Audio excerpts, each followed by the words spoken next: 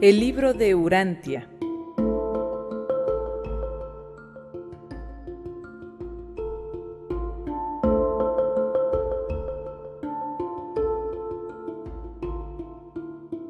El libro de Urantia, documento 67, la rebelión planetaria.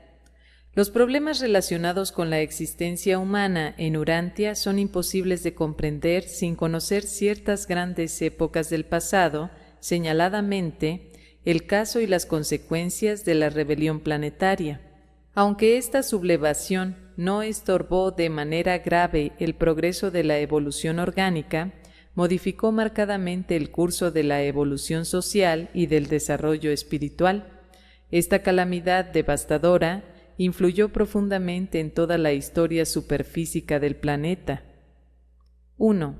La traición de Caligastia. Llevaba Caligastia 300.000 años a cargo de Urantia cuando Satanás, el asistente de Lucifer, hizo una de sus visitas periódicas de inspección. Al llegar Satanás al planeta, su aspecto no se parecía de ninguna manera a vuestras caricaturas de su majestad nefaria. Era y sigue siendo un hijo Lanonantec de gran brillantez, y no es maravilla porque Satanás mismo es una brillante criatura de la luz. En el transcurso de esta inspección, Satanás informó a Caligastia sobre la entonces Declaración de Libertad de Lucifer, que éste proponía, y como ahora sabemos, el príncipe acordó en traicionar al planeta cuando se anunciara la rebelión. Las personalidades leales del universo alimentan particular desdén hacia el príncipe Caligastia por su traición premeditada del encargo. El Hijo Creador expresó este desacato al decir: «Eres como tu jefe Lucifer y has perpetuado pecaminosamente su iniquidad. Fue un falsificador desde el comienzo de su exaltación de sí mismo, porque no moraba en la verdad». En la gestión administrativa de un universo local, ningún encargo alto se considera más sagrado que el que se deposita en un príncipe planetario, quien asume la responsabilidad del bienestar y la dirección de los mortales evolutivos en un mundo recién habitado. De todas las formas de la maldad, ninguna destruye más la condición de la personalidad que la traición de un encargo y la deslealtad a los amigos de confianza. Al cometer este pecado deliberado, Caligastia deformó su personalidad de forma tan completa que su mente nunca más ha podido recuperar completamente el equilibrio. Hay muchas maneras de considerar el pecado, pero desde el punto de vista filosófico del universo, el pecado es la actitud de una personalidad que deliberadamente resiste la realidad cósmica. Se puede considerar el error como un concepto erróneo o una deformación de la realidad. La maldad es una realización parcial de las realidades del universo o una falta de adaptación a ellas, pero el pecado es una resistencia intencional a la realidad divina, el optar conscientemente oponerse al progreso espiritual, en tanto que la iniquidad consiste en desafiar abierta y persistentemente la realidad reconocida y supone tal grado de desintegración de la personalidad que raya en la locura cósmica. El error sugiere la falta de agudeza intelectual, la maldad, deficiencia de sabiduría, el pecado, pobreza espiritual abyecta, pero la iniquidad indica la pérdida del dominio de la personalidad. Cuando se opta tantas veces por el pecado y se lo repite tan a menudo, éste puede convertirse en hábito. Los pecadores habituales pueden volverse fácilmente inicuos, rebeldes incondicionales contra el universo y todas sus realidades divinas. Bien que se puede perdonar toda clase de pecado, dudamos que el inicuo, empedernido, jamás sienta arrepentimiento por sus fechorías o acepte el perdón de sus pecados. 2. El estallido de la rebelión. Poco después de la inspección de Satanás, cuando la administración planetaria estaba en vísperas de realizar algo grande en Urantia, a mediados del invierno de los continentes septentrionales, un día Caligastia sostuvo una prolongada conferencia con su asociado Daligastia, después de la cual este último convocó a los 10 consejos de Urantia a una sesión extraordinaria. Esta asamblea se inauguró declarando que el príncipe Caligastia estaba a punto de proclamarse soberano absoluto de Urantia y que exigía que todos los grupos administrativos abdicasen, cediendo todas sus funciones y competencias a Daligastia en su calidad de fideicomisario, hasta tanto que se reorganizara el gobierno planetario y posteriormente se redistribuyeran estos cargos de autoridad administrativa. La presentación de esta sorprendente exigencia fue seguida por el discurso magistral de Van, presidente del Consejo Supremo de Coordinación. Este ilustre administrador y capaz jurista tildó el proceder propuesto por Caligastia de acto que rayaba en la rebelión planetaria y exhortó a los presentes a abstenerse de toda participación hasta tanto se pudiera presentar un recurso de apelación ante Lucifer, el soberano del sistema de Satania, y se granjeó el apoyo de todo el séquito. Como corresponde, se interpuso apelación en Jerusalén y llegaron sin tardanza las órdenes que designaban a Caligastia como soberano supremo en Urantia y que exigían absoluta e incondicional lealtad a sus mandatos. A esta sorprendente comunicación, el noble Van contestó con su memorable alocución que duró 7 horas, en que acusó oficialmente a Daligastia, Caligastia y Lucifer de desacato a la soberanía del universo de Nevadon y apeló a los altísimos de Edentia para su apoyo y confirmación. Entretanto, se habían cortado los circuitos del sistema. Urantia quedó aislada. Todos los grupos de vida celestial en el planeta, de repente y sin aviso, se hallaron aislados, totalmente incomunicados de asesoría y consejos exteriores. Daligastia proclamó formalmente a Caligastia Dios de Urantia y supremo sobre todos. Ante esta proclamación, las cuestiones quedaban claramente planteadas, y cada grupo se apartó y comenzó deliberaciones, discusiones destinadas a determinar a la larga la suerte de toda personalidad superhumana en el planeta. Se implicaron los serafines, querubines y otros entes celestiales en las decisiones de esta encarnizada lucha, este dilatado y pecaminoso conflicto. Muchos grupos superhumanos que por azar estaban en Urantia cuando se aisló, fueron detenidos aquí, y como los serafines y sus asociados se vieron obligados a elegir entre el pecado y la justicia, entre el camino de Lucifer y la voluntad del Padre Invisible. Continuó esta lucha durante más de 7 años. Las autoridades de Edentia no quisieron inmiscuirse, ni se inmiscuyeron de hecho, ni quisieron intervenir, ni intervinieron de hecho, antes de que todas las personalidades interesadas hubiesen tomado una decisión final. Van y sus asociados leales no recibieron reivindicación y liberación de su prolongada ansiedad e intolerable expectación hasta tal momento. 3. Los 7 años cruciales. El Consejo de los Melquisedec transmitió el estallido de la rebelión en Jerusalén, la capital de Satania. Inmediatamente se enviaron los Melquisedec de emergencia a Jerusalén y Gabriel se ofreció para actuar de representante del Hijo Creador, cuya autoridad se había impugnado. Al dar a conocer por transmisiones el incidente de la rebelión en Satania, el sistema se aisló, se puso en cuarentena ante sus sistemas hermanos. Había guerra en el cielo, en la sede central de Satania, y ésta se propagó a todos los planetas del sistema local. En Urantia, 40 miembros del séquito corpóreo de 100, Van inclusive, rehusaron sumarse a la insurrección. muchos de los asistentes humanos, modificados o no modificados, del séquito también eran valientes y nobles defensores de Micael y su gobierno del universo.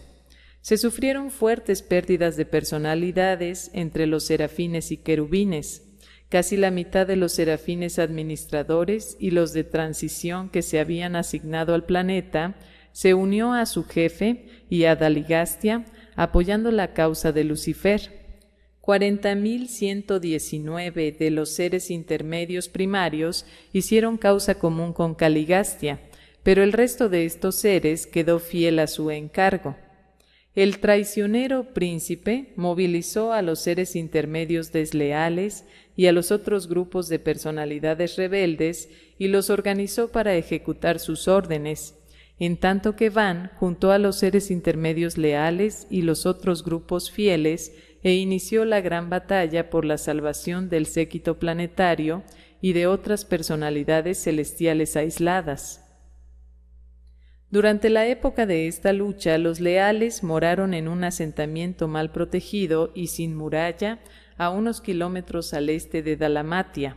Sin embargo, los alertas y siempre vigilantes seres intermedios leales montaban guardia de sus moradas día y noche, además de que en su posesión estaba el valiosísimo árbol de la vida. Al estallar la rebelión, los querubines y serafines leales, con ayuda de los seres intermedios fieles, asumieron la custodia del árbol de la vida y sólo a los 40 leales del séquito y a sus mortales modificados asociados les permitieron tomar del fruto y de las hojas de esta planta de la energía. Había 56 de estos asociados andonitas modificados en el séquito, y 16 de los asistentes andonitas que servían a los miembros desleales del equipo se negaron a rebelarse a la vera de sus amos. A través de los 7 años cruciales de la rebelión de Caligastia, Van se dedicó plenamente a la labor de servir a su leal ejército de hombres, seres intermedios y ángeles. La compenetración espiritual e inmutabilidad moral que hicieron posible que Van mantuviera tan inconmovible actitud de lealtad al gobierno del universo fueron el resultado del pensar lúcido, el raciocinio prudente, el juicio lógico, la motivación sincera, la intención altruista, la lealtad inteligente, la memoria experiencial, el carácter disciplinado y la dedicación incondicional de su personalidad para hacer la voluntad del Padre en el paraíso. Esta espera de 7 años fue un tiempo de examen de conciencia y disciplina del alma. Tales crisis en los asuntos de un universo demuestran la formidable influencia que ejerce la mente en cuanto factor de elección espiritual. La educación, la capacitación y la experiencia son factores que intervienen en la mayoría de las decisiones vitales de todas las criaturas morales evolutivas. No obstante, es indudablemente posible que el espíritu residente haga contacto directo con los poderes de la toma de decisión de la personalidad humana, de tal forma que a la voluntad plenamente consagrada de la criatura le da fuerza para ejecutar extraordinarios actos de devoción leal a la voluntad del Padre en el paraíso. Y esto fue precisamente lo que ocurrió en la experiencia de Amadón, el asociado humano modificado de Van. Amadón es el destacado héroe humano de la rebelión de Lucifer. Este descendiente varón de Andón y Fonta fue de los 100 que contribuyeron el plasma vital al séquito del príncipe, y desde aquel suceso se había unido a Van en calidad de asociado y asistente humano. Amadón optó por apoyar a su jefe durante toda la prolongada y difícil lucha, y fue una experiencia inspiradora observar a este hijo de las razas evolutivas mantenerse impertérrito frente a las sofisterías de Daligastia, en lo que él y sus asociados leales resistían a todas las enseñanzas falaces del brillante Caligastia con inquebrantable entereza durante todo el septenio de lucha. Caligastia, con máxima inteligencia y vastas experiencias en los asuntos del universo, se descarrió, abrazó el pecado.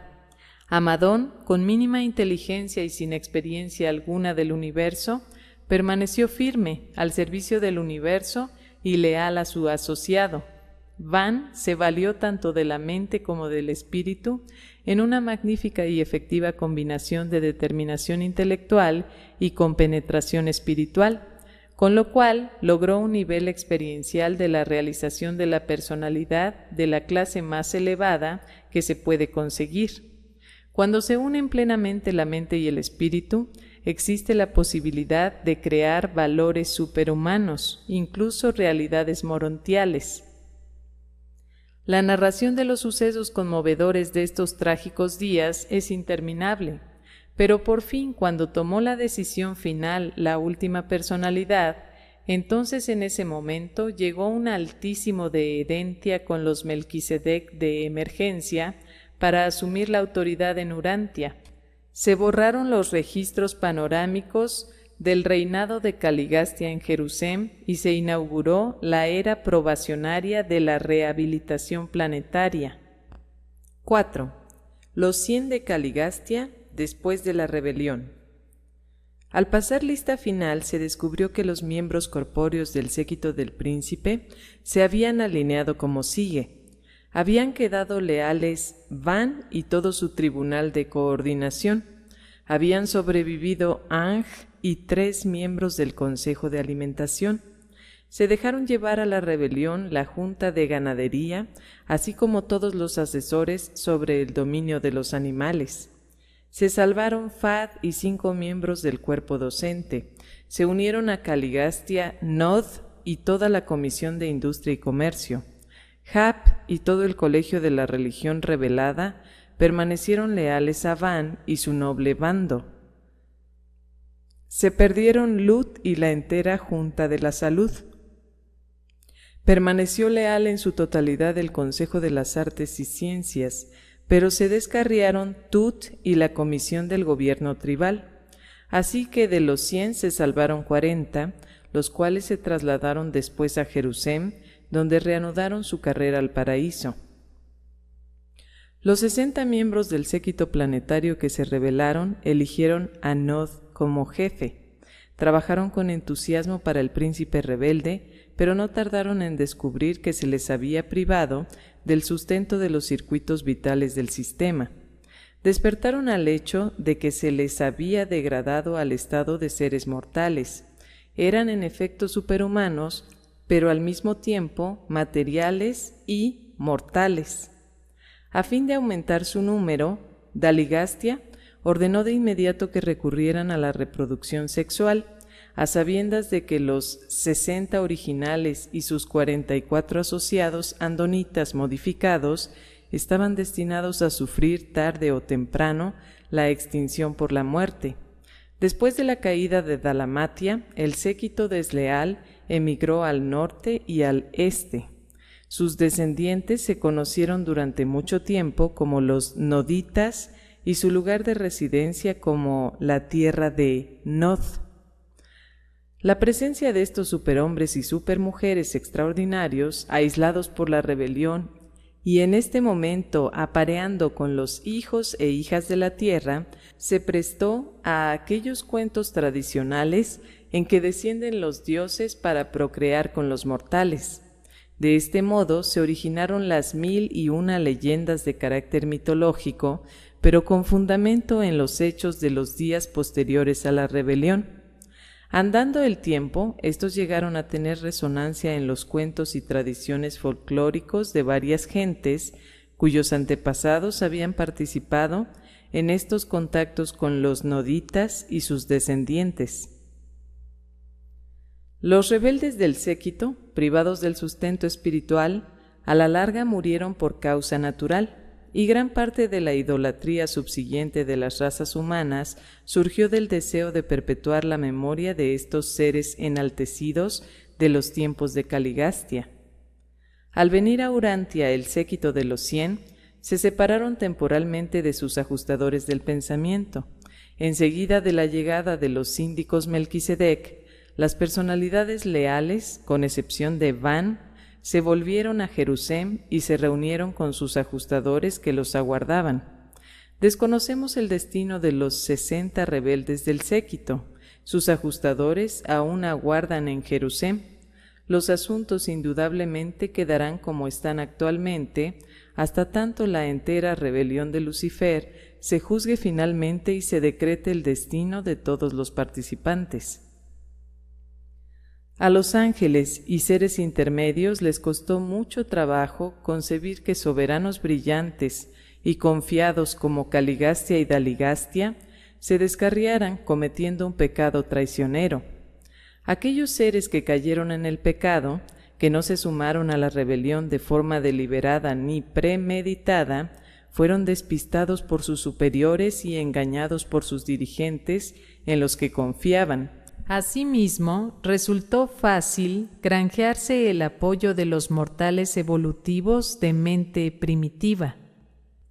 Hace mucho tiempo que se arrepintieron de su locura con sinceridad la vasta mayoría de los seres humanos y superhumanos que fueron víctimas de la rebelión de Lucifer en Jerusalén y en los distintos planetas descarriados, y creemos honestamente que todos los penitentes sinceros de alguna manera serán rehabilitados y se restaurarán en alguna fase del servicio del universo en cuanto los ancianos de los días lleven a término el juicio final de los asuntos de la rebelión de Satania, el cual acaban de iniciar. 5. Los resultados inmediatos de la rebelión. Imperó gran confusión en Dalamatia y sus inmediaciones por casi 50 años después de la instigación a la rebelión. Se intentó la reorganización completa y radical de todo el mundo. La revolución desplazó a la evolución como política de progreso cultural y mejoramiento racial.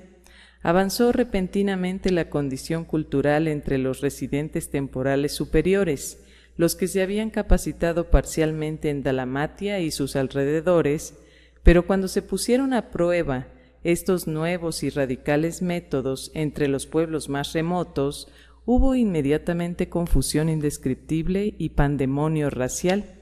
Los primitivos hombres, a mitad de evolución de aquellos días, no tardaron en convertir la libertad en libertinaje.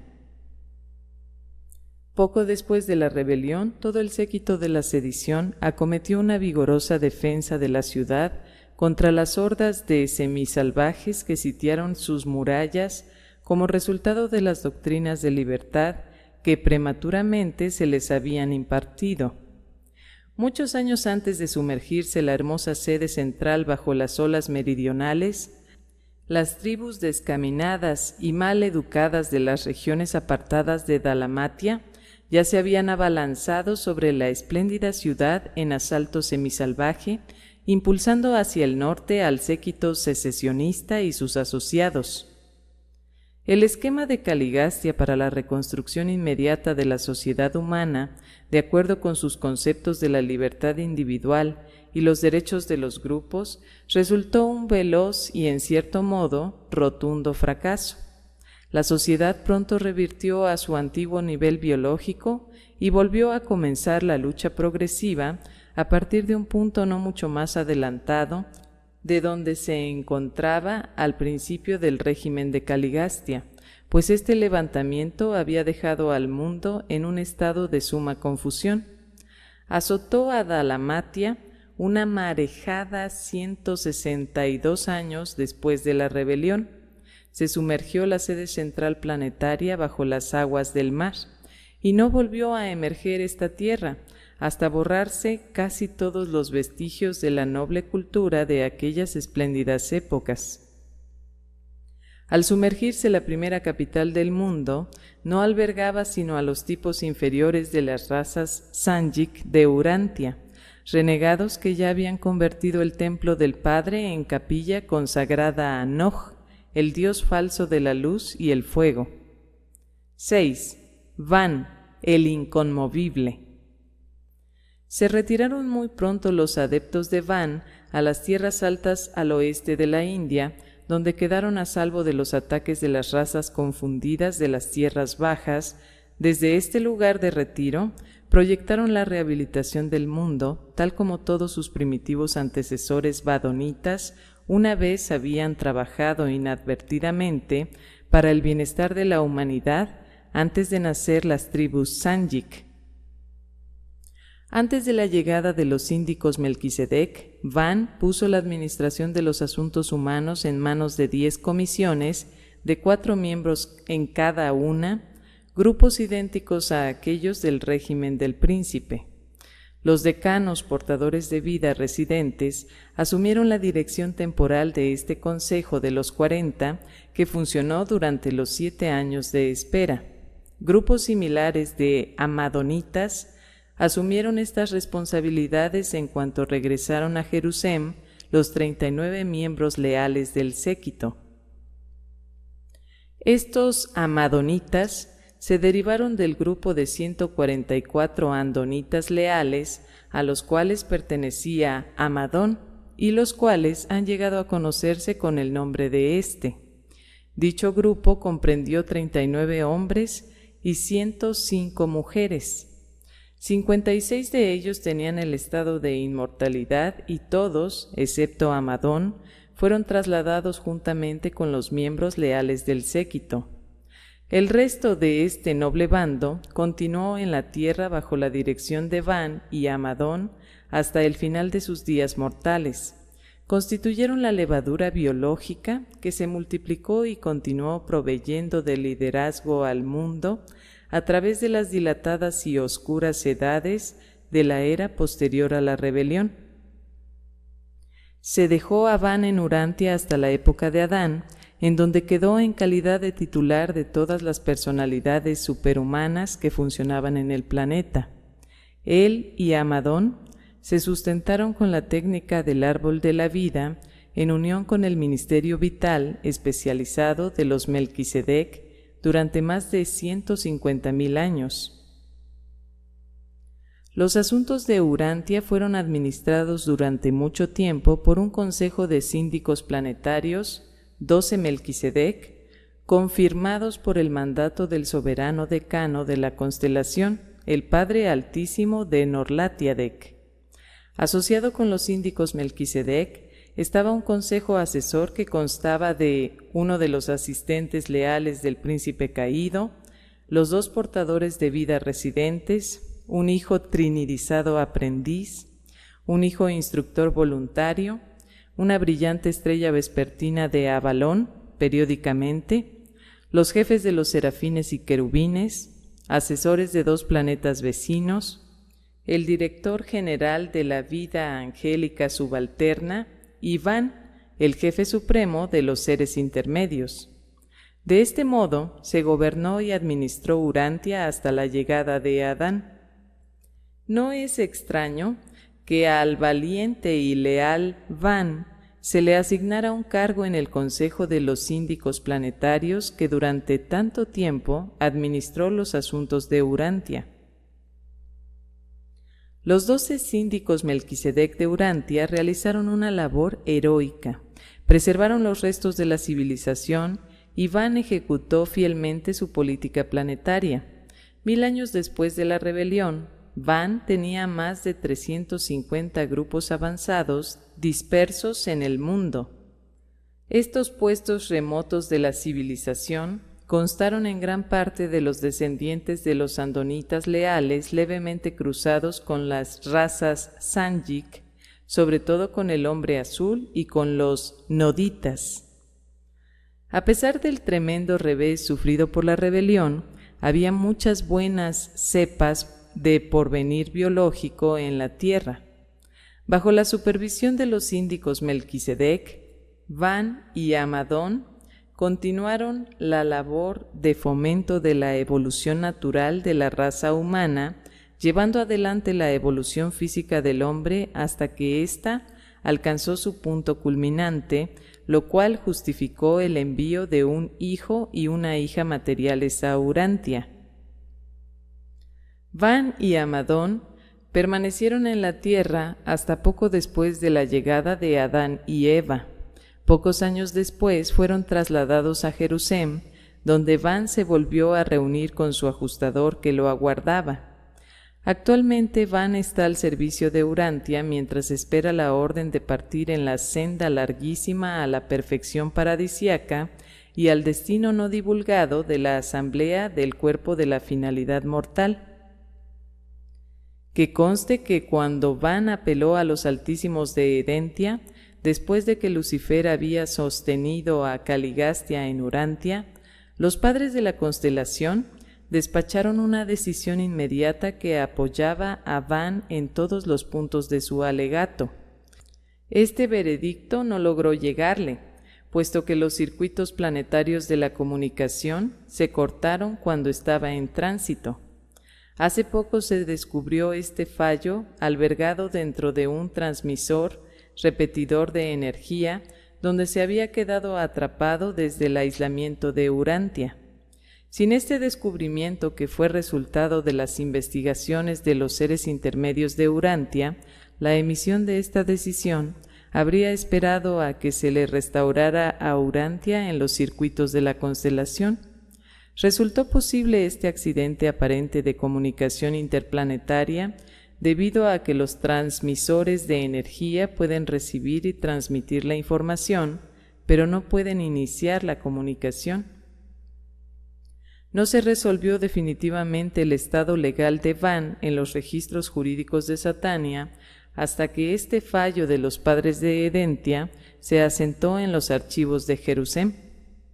7. Las repercusiones remotas del pecado. Las consecuencias personales, centrípetas, del rechazo intencional y persistente de la luz por parte de la criatura son tanto inevitables como individuales y únicamente les atañen a la deidad y a aquella criatura personal. Tal cosecha de iniquidad que destruye el alma es el fruto interno de la criatura volitiva e inicua. Pero este no es el caso en lo que concierne las repercusiones externas del pecado. Las consecuencias impersonales, centrífugas, de abrazar al pecado son tanto inevitables como colectivas y le atañen a toda criatura que funcione dentro del ámbito afectado por tales acontecimientos. 50.000 años después del fracaso de la administración planetaria, estaban tan desorganizados y retrasados los asuntos terrenales que había avanzado muy poco la raza humana más allá del estado general de evolución que existía al llegar Caligastia 350.000 años antes. En ciertos aspectos se habían hecho progresos, en otros aspectos se había perdido mucho terreno. Los efectos del pecado nunca son puramente locales. Los sectores administrativos del universo son organismo.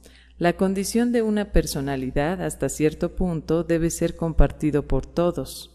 El pecado está destinado a exhibir su cosecha negativista inherente en todos y cada uno de los niveles relacionados de los valores universales, puesto que es una actitud de la persona hacia la realidad.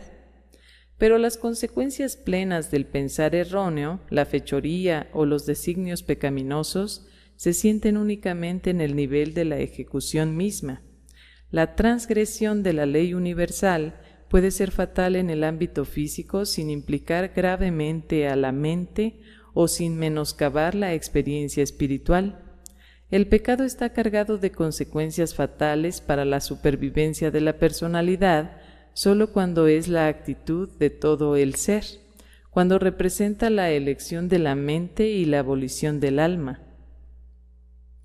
La maldad y el pecado visitan sus consecuencias en ámbitos materiales y sociales y a veces hasta pueden retardar el progreso espiritual en ciertos niveles de la realidad en el universo. Pero jamás el pecado de ningún ser le roba a otro la realización del derecho divino de la supervivencia de la personalidad. La supervivencia eterna puede peligrar solo por las decisiones de la mente y la elección del alma del individuo mismo. El pecado en Urantia retrasó muy poco la evolución biológica, pero sí sirvió para privar a las razas mortales del pleno beneficio de la herencia adánica.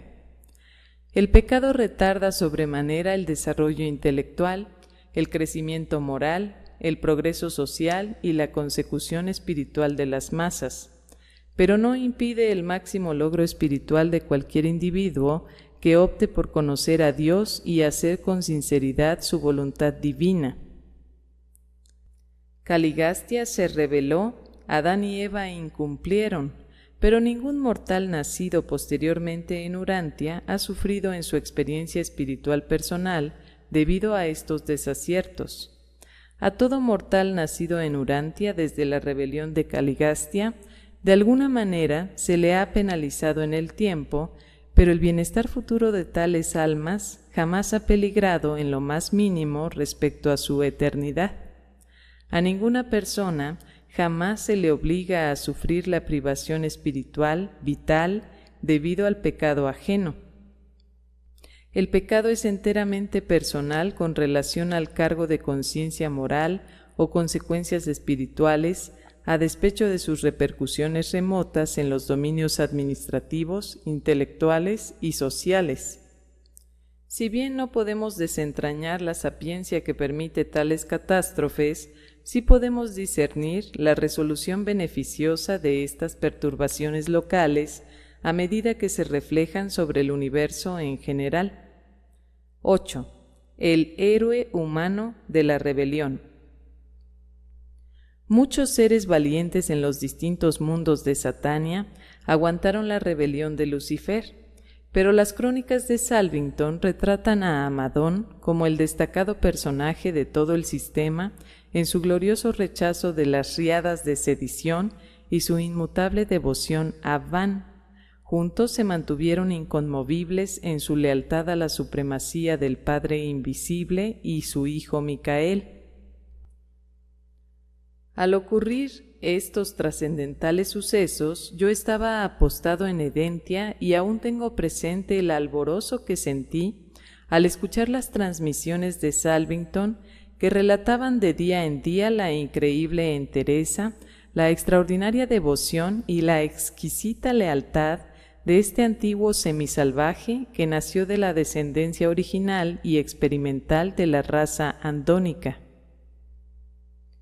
Desde Edentia a Salvington y aún hasta Auversa, durante 7 largos años, la primera pregunta de toda la vida celestial subalterna acerca de la rebelión de Satania una y otra vez fue: ¿qué hay de Amadón de Urantia? ¿Sigue inconmovible?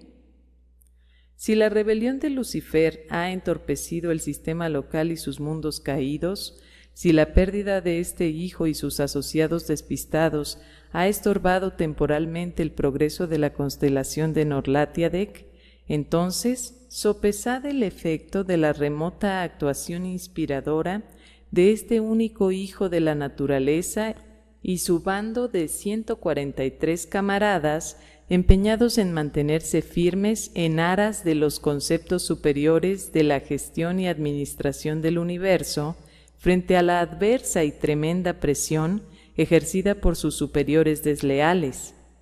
Tened por seguro que esto le ha hecho más bien al universo de Nevadon y al superuniverso de Ormonton que lo que jamás pudiera representar el cúmulo de todo el mal y aflicción de la rebelión de Lucifer.